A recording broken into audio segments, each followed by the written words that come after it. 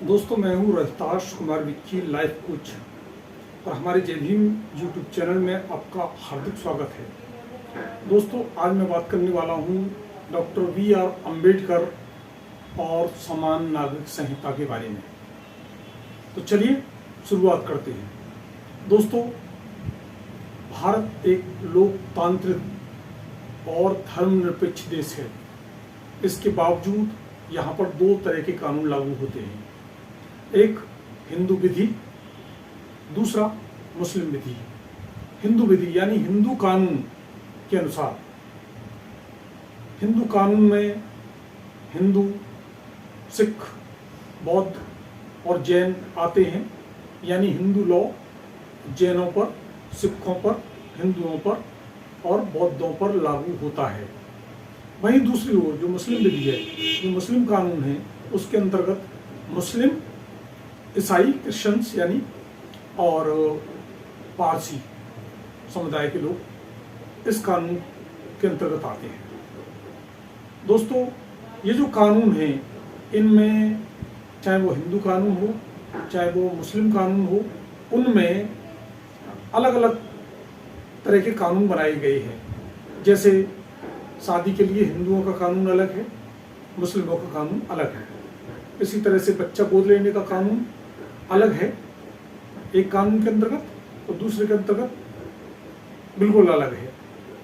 इसी तरह से चाहे वो शादी का कानून हो, चाहे वो तलाक का कानून हो, चाहे वो बच्चा गोद लेने का कानून हो, चाहे वो उत्तराधिकार का मैटर हो, चाहे वो दूसरे वर्ग धर्म में शादी करने का मैटर हो, चाहे वो संपत्ति में अधिकार का मामला हो, सब में हिंदू धर्म में अलग मैटर है, अलग कानून है, और मुस्लिम समाज है, उसके लिए अलग अलग कानून बने हुए हैं।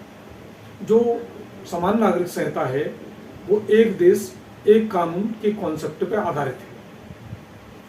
दोस्तों, डॉक्टर अम्बेडकर का मानना था कि कोई भी रीति रिवाज, कोई भी धर्म मानवता और मानव अधिकारों के रास्ते में रोड़ा नहीं बनना चाहिए। उन्होंने समान नागरिक संहिता को लागू कराने की पूरी कोशिश की थी और संविधान सभा में इसकी वकालत भी की थी, लेकिन उनको भारी विरोध का सामना करना पड़ा। समुदाय के जो मठाधीश थे, उन्होंने भी काफ़ी विरोध किया, और मुस्लिम समाज के लोगों ने भी डॉक्टर अम्बेडकर का काफ़ी विरोध किया।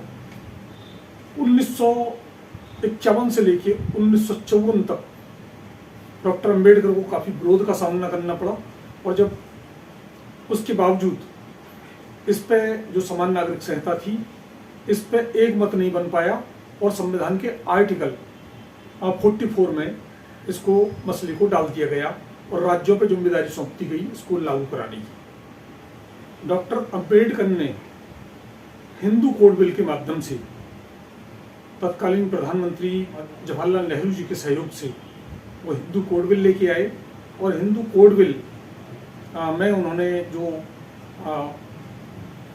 जो जातिगत मसला था और जो एक से ज़्यादा पत्नियां रखने का जो रिवाज था, उसको ख़त्म किया। महिलाओं के लिए ये कानून एक मील का पत्थर साबित हुआ।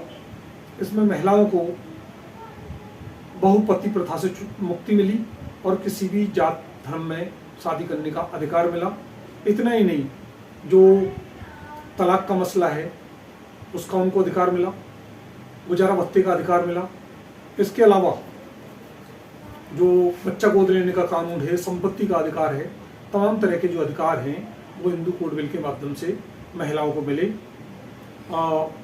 ये जो हिंदू कोड बिल है, ये टुकड़ियों के माध्यम से पेश किया गया, क्योंकि हिंदू कोड बिल का भी काफ़ी विरोध किया गया था। जो तत्कालीन जो नेता थे, तत्कालीन जो मठाधीश थे, उन्होंने हिंदू कोड बिल का भी काफ़ी विरोध किया था, और उन्होंने कहा था कि भाई ये जो कानून है, ये जो परंपरागत चीज़ें हैं और ये जो हमारे धर्म है, उसको कुठाराघात करता है। तो डॉक्टर अम्बेडकर ने तमाम धर्म ग्रंथों के हवाले से भी ये बात कही थी कि ये जो मसला है, ये मानव अधिकारों का मसला है, ये मानवता का मसला है, और इसमें कोई भी चीज़, कोई भी ऐसी बात, कोई भी ऐसी रीति, कोई भी ऐसा धार्मिक बात जो मानव अधिकारों का विरोध करता हो, वो केवल महिलाओं की उन्नति में बाधक है, महिलाओं को गुलाम बनाए रखने का एक तरीका है। तो हिंदू कोड बिल के माध्यम से हिंदू जो महिलाएं थी, उनकी तो तरक्की हुई, उनको तो कुछ राइट्स मिले, उनको एक वर्ग से लेकर दूसरे वर्ग में शादी करने का अधिकार मिला, एक जाति से लेकर दूसरी जाति में शादी करने का अधिकार मिला, उनको संपत्ति का अधिकार मिला। जो लोग शादी कर लेते थे एक से ज़्यादा, उससे भी महिलाओं को मुक्ति मिली।